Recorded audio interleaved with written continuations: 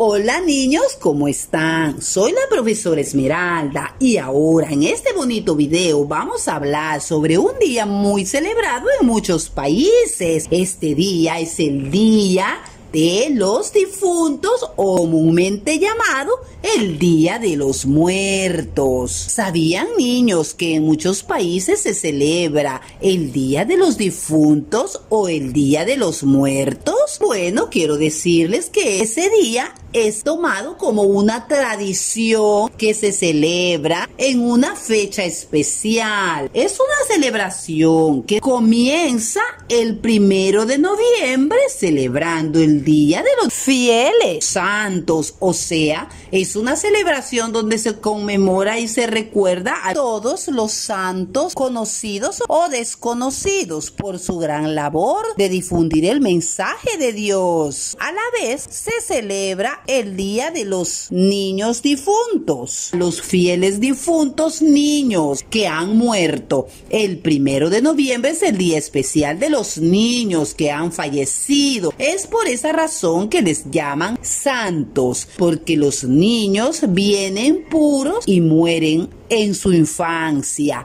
El siguiente día, el 2 de noviembre, se celebra el Día de los Difuntos, adultos que han fallecido. Es una celebración que se realiza cuyo objetivo es orar por aquellos fieles que han acabado su vida terrenal y especialmente por aquellos que se encuentran aún en estado de purificación en un lugar especial del universo llamado purgatorio. Es un lugar donde las almas ya fallecidas están purificándose. Esta creencia viene de la Iglesia Católica, dado que la mayoría de personas son fieles católicos, realizan esta tradición muy popular. ¿Sabían, niños, cómo se originó esta celebración del Día de los Difuntos? Bueno, se originó en la época prehispánica. De acuerdo con los historiadores, las personas tenían varios periodos a lo largo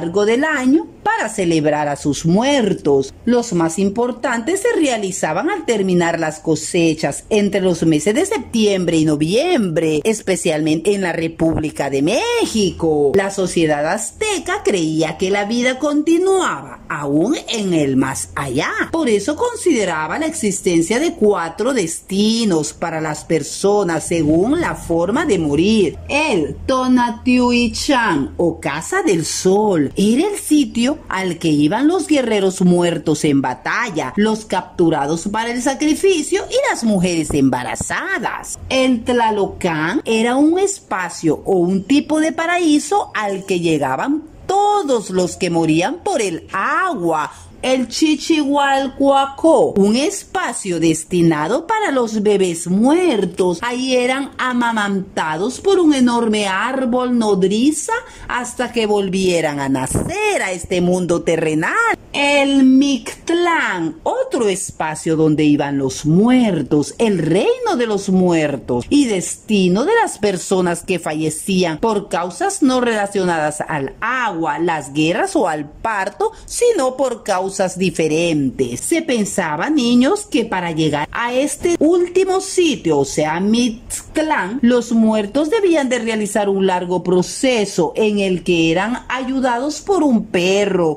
Este era el lugar al que iban la mayoría de los muertos. Para arribar a Mictlán, el difunto debía esperar 4 años, tiempo en el que era devorado por Tlatecutli, la diosa de la tierra. Completado lo anterior, se iniciaba un viaje por los 9 niveles del inframundo. Niños, con la llegada de los españoles, el Día de los Muertos no desapareció por completo, como otras fiestas religiosas mexicanas. Los evangelizadores descubrieron que había una coincidencia de fechas entre la celebración prehispánica de los muertos con el Día de Todos los Santos, dedicado a la memoria de los santos que murieron en nombre de Cristo. La fiesta de Todos los Santos inició en Europa en el siglo XIII y durante esta fecha las reliquias de los mártires católicos eran exhibidas para recibir culto por parte del pueblo. También había una sincronía con la celebración de los fieles difuntos realizada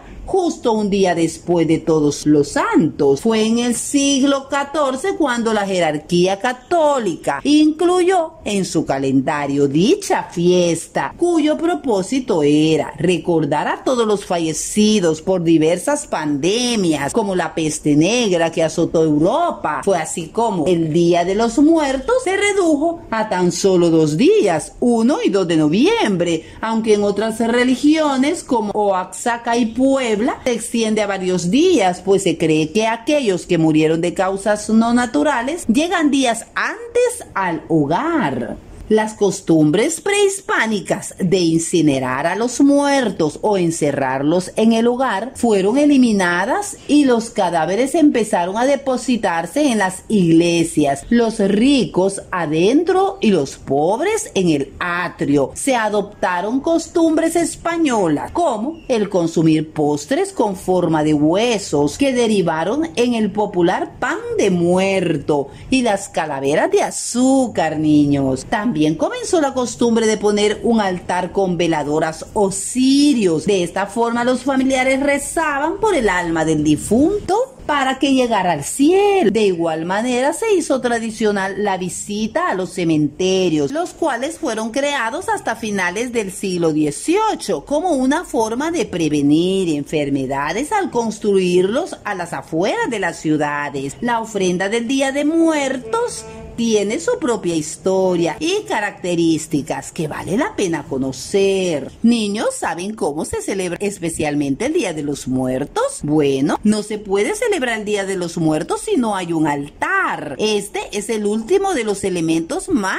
representativos en la fiesta de los fieles difuntos, pues con él honramos a nuestros seres queridos con todos los alimentos que amaban, además las velas, las flores y otras decoraciones. El origen de la ofrenda de muertos tiene relación con las ofrendas que se añaden al entierro de los hombres y mujeres de cualquier lugar, así como con los altares que en la Nueva España se colocaban para interceder por las ánimas benditas o del purgatorio. La tradición del altar sigue viva en pleno siglo XXI, especialmente en las zonas rurales e indígenas de México. Por su parte, las ciudades mantienen la costumbre de la ofrenda colocando una en casa a partir del 28 de octubre. Estos son algunos elementos que debe llevar. Flor de cempasúchil. Se cree que su fuerte olor e intenso tono naranja llevan a los difuntos hasta sus hogares. Su nombre en náhuatl quiere decir flor de 20 pétalos. También en una ofrenda debe haber otro elemento, es el saumerio con copal e inciensos ardientes. Estas resinas puestas al rojo vivo emanan agradables fragancias que purifican los espacios a los que llegarán los difuntos. Otro elemento son las velas, veladoras y cirios. El ritual cristiano indica que la luz brinda esperanza para las almas. También las ayudan a llegar a las casas de sus familiares. Otro elemento, el agua. Un vaso con agua fresca saciará la sed de los difuntos después de una larga travesía al hogar. Sal. Tomar un poco de este elemento ayudará al espíritu a no corromperse durante el camino. Fotografías. Con ellas se recuerda al ser querido a quien se dedica la ofrenda, aunque en algunas comunidades en vez de fotos se coloca un espejo. Alimentos. Otro elemento son los alimentos. Se colocan los platillos favoritos de los seres queridos que van desde los más sencillos hasta los más bien elaborados. También se colocan frutas y desde luego el pan de muerto. Papel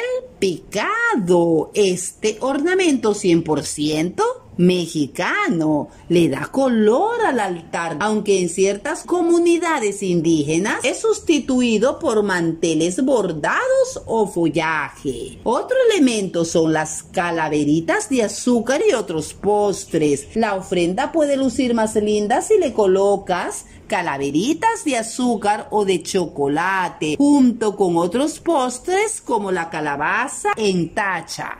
aunque lo anterior es un listado de lo que generalmente lleva una ofrenda del Día de los Muertos, diversas regiones del país, especialmente en el centro y sur de México, tienen peculiaridades que solo enriquecen esta fiesta mexicana. El origen del Día de los Muertos es bastante extensa, niños. Se remonta a la época prehispánica y sobrevivió a la llegada de los españoles gracias a sus similitudes con las celebraciones católicas. Esta tradición llena de color, aromas, deliciosos sabores que raya más en una fiesta. Es catalogada por la Organización de las Naciones Unidas para la Educación, la Ciencia y la Cultura, UNESCO, como Patrimonio Cultural Inmaterial de la Humanidad, pues da identidad a varios pueblos del país. Bueno, niños, quiero decirles que en México especialmente la conmemoración del Día de los Muertos empieza desde el 31 de octubre con muchas veladoras encendidas. La noche del siguiente día, o sea, 1 de noviembre, las personas rezan, ponen ofrendas que recuerdan a los fallecidos, hacen fiestas